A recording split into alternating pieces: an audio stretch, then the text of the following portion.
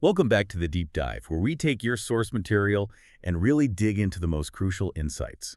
Today, we're doing a deep dive into some really important concepts, pulling them directly from the ISAC Advanced in AI Audit Official Review Manual.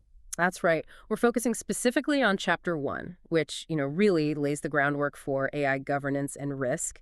And within that chapter, we're zeroing in on Part E. Right, Part E. That covers leading practices, ethics, regulations, and standards for AI. And importantly, it also includes a practical case study right there in the manual itself.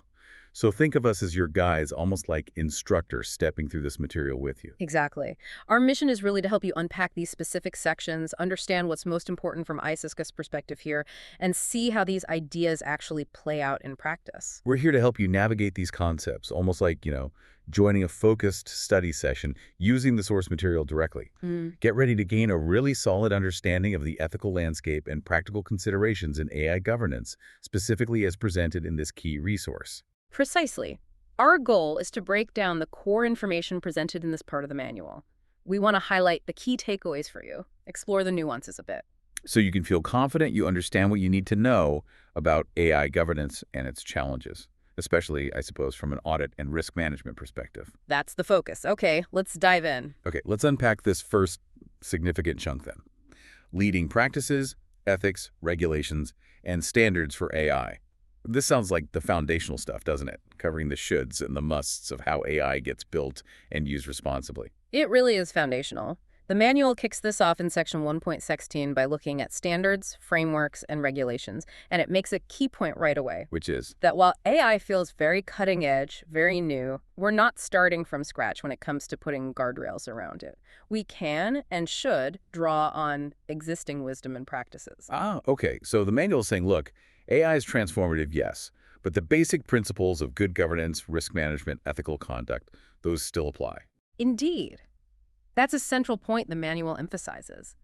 Applying best practices isn't about reinventing the wheel entirely. It's more about adapting and adopting guidelines from diverse, established sources. It's absolutely not just about the technology itself. It's fundamentally about responsible implementation. Exactly. And these practices, standards, and regulations provide that necessary structure, those guardrails we need. So where do these guiding lights, these best practices actually come from, according to the material? It sounds like there are different streams feeding into this, right? It's not just one thing. Exactly right. The manual highlights three main sources contributing to this body of leading practices. You can almost think of them as three essential pillars supporting responsible AI. What are they? They are academic research, industry standards and frameworks, and laws and regulations. And each one brings a slightly different perspective, a different type of guidance to the table. Let's start with academic research then. What specific role does the manual say universities and research institutions play here? It feels like they'd be looking at the deeper questions. They are. Academic research is presented as a really critical way that leading practices get identified and refined. This work often delves deeply into the complex, sometimes unforeseen implications of AI. Like the ethical side of things. Yes, both technical aspects like developing ways to detect bias or improve explainability, and the broader societal impacts. Their studies help establish best practices by examining potential issues, often looking into those complex ethical questions that might not be immediately obvious during, say, commercial development. They have the space for that deep, critical inquiry. Can you give us a specific example from the source material? What kind of academic research are they talking about? Well, the manual is quite specific here. It mentions academic research exploring the impact of AI solutions on specific communities, citing studies focusing on impacts on Black communities, for instance. Oh, okay. That's important. It's profoundly important because this kind of research doesn't just look at average performance. It examines how AI might disproportionately affect certain demographic groups. These studies are crucial for highlighting the need for things like real transparency and explainability. To make sure AI isn't making existing inequalities worse. Precisely. To verify they don't perpetuate or even amplify existing societal inequalities or historical injustices. It really underscores how academic work can reveal blind spots, push for more equitable AI, and directly inform practices that go beyond just technical function to address real-world social impact. That makes perfect sense. It's about that rigorous, independent investigation. Yeah. Okay, what about the second pillar? Industry standards and frameworks, how do they fit in? Are these more practical? Generally, yes. These are developed by various groups, industry associations, professional bodies, maybe standards organizations like ISO or IEE. They provide more practical, sometimes very industry-specific guidance for AI adoption. So, less theoretical, more how-to. Kind of. Think of them as actionable playbooks. They translate broader principles, perhaps from academia or anticipating regulation, into concrete steps, guidelines, control objectives tailored for particular sectors or use cases. So if you're in finance or healthcare, you look for frameworks specific to your industry to guide your AI implementation. Exactly. They help organizations navigate AI deployment within their specific operational context, their regulatory environment, their risk appetite. They provide practical methods for things like AI risk assessments, data quality management for AI, model validation, integrating AI into existing governance. They bridge the gap between theory and practice at scale. That's a good way to put it. They often build on academic insights and anticipate future regulatory needs, making them really practical for organizations trying to implement AI right now. Okay. And then the third pillar, the one that sounds like the real non-negotiables, laws and regulations. Absolutely. These come from government agencies, legislative bodies, sometimes international groups with legal authority. They set the legally binding requirements, the mandatory guidelines that organizations must follow. These are the rules everyone has to play by. Correct. They ensure AI development and use align with societal values, legal norms, fundamental human rights. They are the enforceable baseline. So this would cover things like data privacy laws, maybe rules about non-discrimination in AI decisions? Precisely. Data privacy is huge, obviously, with things like GDPR setting precedents, but it goes beyond that consumer protection. Rules about non-discrimination in hiring or lending AI, safety standards for AI in critical areas, and increasingly, rules about transparency and risk assessment for high-risk AI. And there are real teeth behind these, penalties for non-compliance. Significant penalties often, yes. These laws define the minimum acceptable standard for legal and compliant AI systems. It really seems like drawing from all three, the deep academic research, the practical industry standards, and the binding government regulations, is absolutely essential then. You can't just pick one source, can you? That's the core insight here from the manual's perspective. Best practices emerge from this collective effort, this evolving understanding from academia, industry, and regulators wrestling with AI's challenges. They reflect a growing consensus. And ignoring any of them leaves gaps. Significant gaps in responsible AI implementation, governance, risk management. It's about building a comprehensive, multidimensional strategy. And for an auditor, understanding these different sources is absolutely key to assessing if an organization's AI practices are robust and compliant. You have to look beyond just internal policies. Okay, that lays out the landscape of where guidance comes from really clearly. Now here's where it gets, well, incredibly interesting and crucial for anyone working with AI today. The manual then dives into ethical considerations in section 1.1c. Very timely. Incredibly relevant, isn't it? The first big topic, and maybe the most talked about, is bias and fairness. We hear so much about biased AI. The manual seems to break this down systematically. This is absolutely a critical area, arguably the most prominent ethical challenge. And yes, the manual explicitly identifies three distinct categories of bias. Understanding these is fundamental because where the bias comes from often dictates how you find it and how you might fix it. It's not just one single problem called bias. Exactly. It's more nuanced. Okay, let's break those down one by one, sticking close to the source material's definitions. What is systemic bias, according to the manual? Systemic bias, as described in the manual and referencing sources like NIST, stems from inherent biases that exist outside the AI system itself. They're embedded within institutions, societal structures, practices, processes. So the AI isn't inventing this bias, it's learning it from the world. That's the critical point. The data used to train the AI often just reflects these existing historical biases already present in society or within the organization's past operations. The data acts like a mirror. So if there was past discrimination in, say, hiring or lending, the data shows that pattern and the AI learns it. Precisely.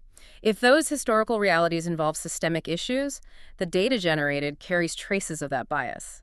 This can lead to AI solutions perpetuating or even amplifying discrimination against certain groups based on protected characteristics, gender, race, age, etc. Wow. So fixing the AI algorithm itself might not be enough if the data source or the system it works within is inherently biased. Exactly. The manual highlights that addressing systemic bias requires looking beyond the AI model and tackling those underlying injustices in society, institutions, and historical data. It's perhaps the most challenging form to mitigate because its roots are so deep. That's a really crucial distinction.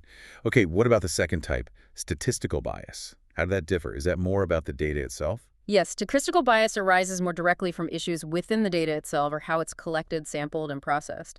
It's less about the societal context reflected in the data and more about the data's technical properties and preparation, Such as? such as unrepresentative sample data, meaning the training data doesn't accurately reflect the real-world population or situations the AI will face. Or it could be errors in data collection, labeling, cleaning the technical pipeline. Can you give a concrete example, maybe from the source, of statistical bias? Sure. The manual gives the classic example of a hiring tool trained predominantly on data from past hires who were, say, mostly male for a specific role. The AI might learn to favor male applicants simply because the data shows that pattern, even if underlying human or systemic bias caused that pattern originally. That's statistical bias from skewed data. Okay. Another striking example often discussed and mentioned in the manual's principles is from facial recognition. Some studies found much higher error rates for individuals with darker skin tones compared to lighter ones. Why was that? Often, it wasn't that the algorithm was intentionally biased, but the training data sets were statistically unrepresentative, heavily skewed towards lighter skin tones. The model simply didn't learn to recognize darker faces as well due to insufficient data. That illustrates how statistical issues in the dataset itself can lead to unfair or unreliable outcomes for certain groups. That facial recognition example is powerful. It shows how statistical problems have real-world fairness impacts. Okay, finally, the third type, human bias. Human bias in this context is introduced more directly through subjective human judgments and decisions during the AI's life cycle. It's about the biases of the people involved. The developers, data scientists, Yeah. the people labeling the data. Exactly. It could be in the design choices, how data sets are selected or curated, how the problem itself is defined, or very directly in the data labeling process. If labelers may be unconsciously influenced by stereotypes, label images of certain jobs with certain genders more often, the AI learns that association. Or if developers pick evaluation metrics that implicitly favor outcomes common in the majority group, they might miss disparate impacts on minorities. The manual mentions the famous Amazon recruitment tool example. Right, the one biased against women. Yes. While it learned from historical data, reflecting past human hiring bias, the source of that data's bias was human decisions. It's a clear case of how past human bias, reflected in data, leads to biased AI when used for training. Human bias can directly introduce or reinforce societal biases because people's judgments are influencing the AI's learning. Wow, those examples really bring it home across hiring, security, classifications. Definitely not just theoretical.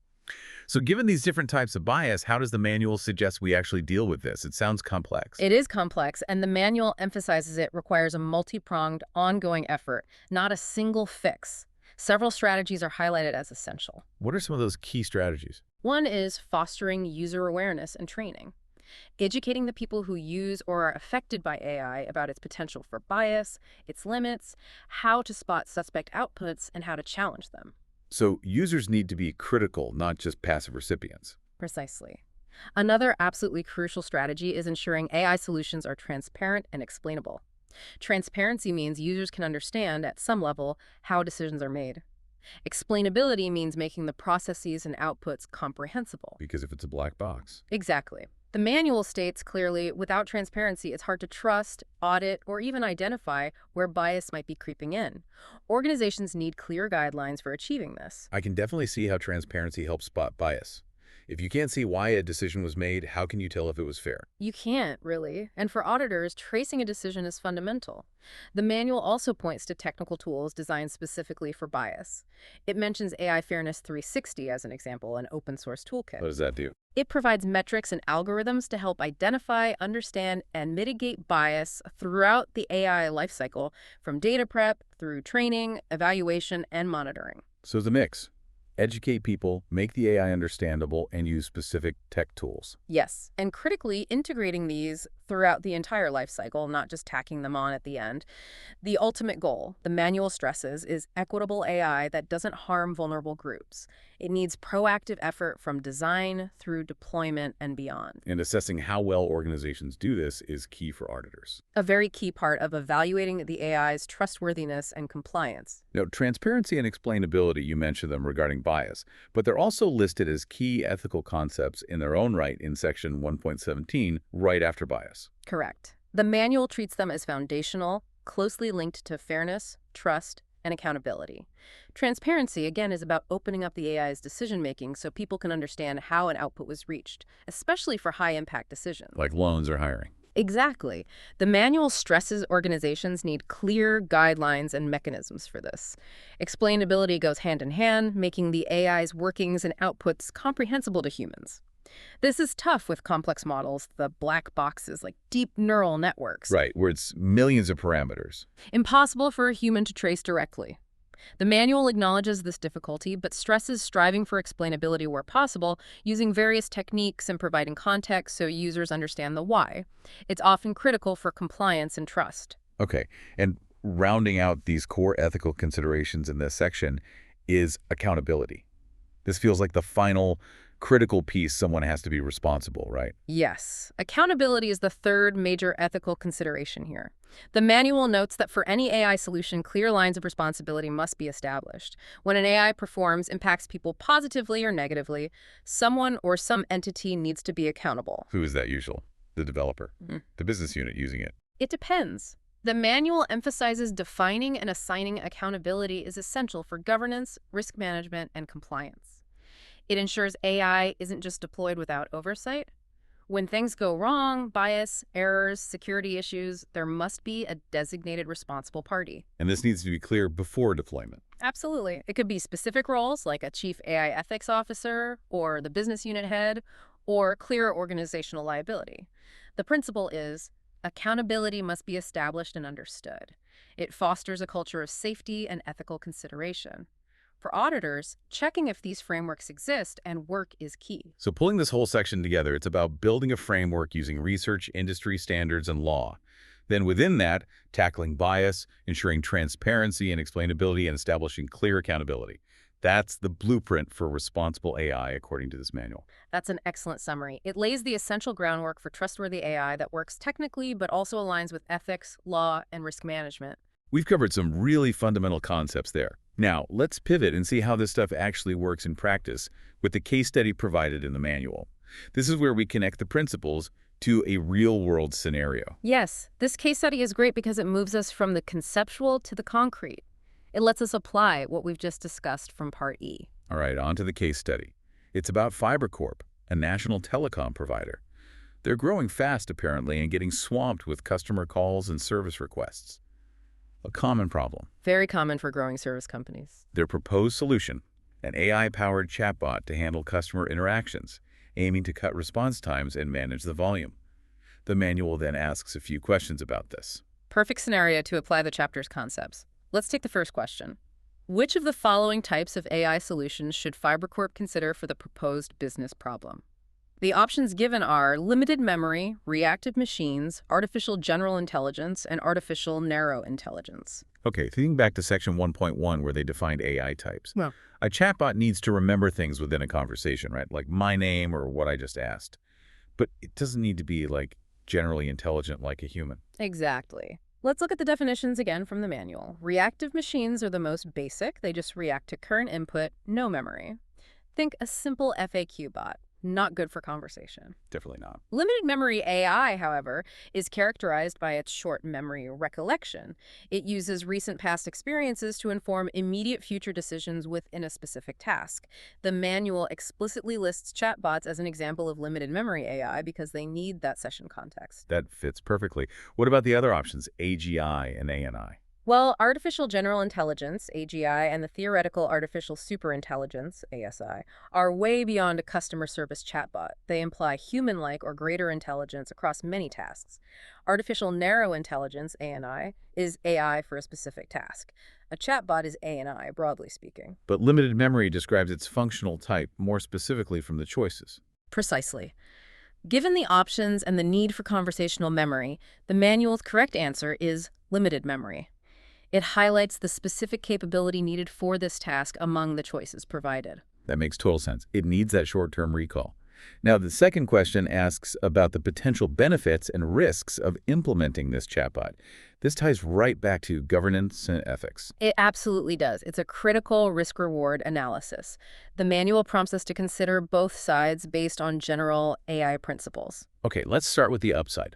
What benefits might FiberCorp realistically expect? Based on the scenario and typical AI use cases, potential benefits include: first, reduced response times. Chatbots are instant, 247. Big win for customer satisfaction on simple things. Okay. Second, possibly improved employee engagement. If the bot handles routine stuff, human agents can tackle complex issues, which might be more satisfying. But he's not. Makes sense. Third, scalability. AI handles volume spikes way better than hiring lots of people quickly. Crucial for a growing company like FiberCorp. Cost savings. Automating interactions can reduce operational costs, fewer agents needed, lower training costs, that kind of thing. Those are compelling business drivers. But what about the flip side? The risks. This is where the Part E stuff really comes in. Exactly. The potential risks are significant and need careful management. For FiberCorp's chatbot, these could include: first, integration challenges. Getting the chatbot to talk to existing systems, like the CRM, is often complex, costly, and prone to issues. A poorly integrated bot is useless or worse. Right. Needs customer data. Second, a huge one: exposure of sensitive customer information. Interactions involve personal data. A security breach or mishandling could be disastrous, violating privacy laws, eroding trust, massive fines. Ties right back to data security and privacy regulations. Directly. Third, poor performance due to inadequate training data. If the training data isn't good or comprehensive enough, the chatbot will struggle with complex or unusual requests, leading to customer frustration. Getting good data is hard. And the chatbot might just say, I don't understand a lot. Or give wrong answers. Finally, loss of reputation. Bad experiences with a buggy, unhelpful, or biased chatbot can quickly damage customer trust and FiberCorp's brand image. Negative perceptions spread fast. Those risks, especially data exposure and reputation damage, really hammer home the need for the governance and ethical controls we discussed: security, privacy, reliability, fairness, transparency. Absolutely. It shows why Part E isn't just theory. It's essential for managing the very real risks of deploying AI, even for something seemingly simple like a chatbot. You ignore these risks at your peril. Okay, final part of the case study. This one's for the auditors. Which of the following should be included in a training program for audit teams tasked with using the new AI solution? Options are: data management procedures, bias and fairness considerations, overview of large language models, coding practices. Right, this is about equipping the auditors. What do they need to know to audit this chatbot effectively? The manuals answer key points to data management procedures as crucial for their training. Interesting. Why data management procedures specifically? Wouldn't bias and fairness, which we just discussed so much, be critical for auditors too? Bias and fairness awareness is definitely important contextually for auditors, but the question's about training for auditing the use of the solution. An auditor's core job involves verifying integrity, reliability, compliance, and for AI, so much of that hinges on the data. So understanding the data pipeline, how it's sourced, cleaned, used, is fundamental for the auditor. Precisely. Training on data management procedures allows auditors to verify the data used by the AI, assess its integrity, accuracy, completeness, compliance with policies and privacy laws. They need to understand the data lifecycle to trace issues, identify risks, including data-driven bias, and verify control. It's like applying core audit principles of verifying data and process, but to the AI context where data is everything. Exactly. The manual's focus here reflects that the AI's performance, fairness, and compliance are all deeply dependent on the quality and handling of its data. Understanding these procedures lets the auditor effectively assess the reliability of the AI based on its inputs. Okay, that makes sense. It's foundational for their work.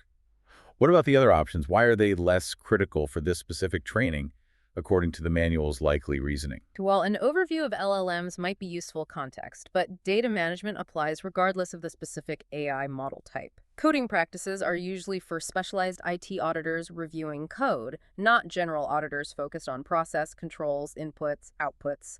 And while bias fairness concepts are vital, the manual seems to emphasize that auditing the data management is the most direct, foundational way for auditors to assure the system's reliability and identify potential fairness issues stemming from data. Got it. It's about auditing the bedrock, the data procedures upon which the AI operate. Precisely. It shows how audit adapts, focusing on that critical data element in the AI context. So reflecting on this whole deep dive into Chapter 1, Part E, and the case study, we've covered the landscape of guidance research, standards, regulations. We've hit the core ethical pillars: bias, transparency, explainability, accountability. Understanding those sources of guidance and grappling with the ethical challenges are absolutely foundational for responsible AI adoption and, crucially, for effective AI auditing, as the manual emphasizes. And the FiberCorp case study really grounded it all.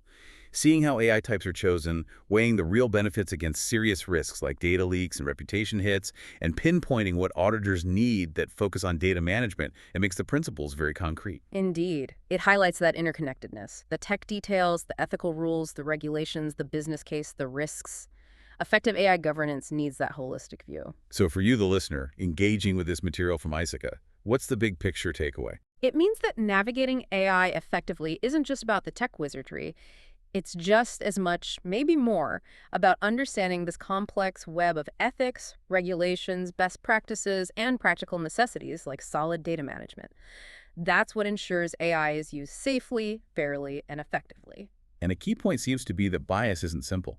It has different roots: systemic, statistical, human, and needs a multi-layered approach.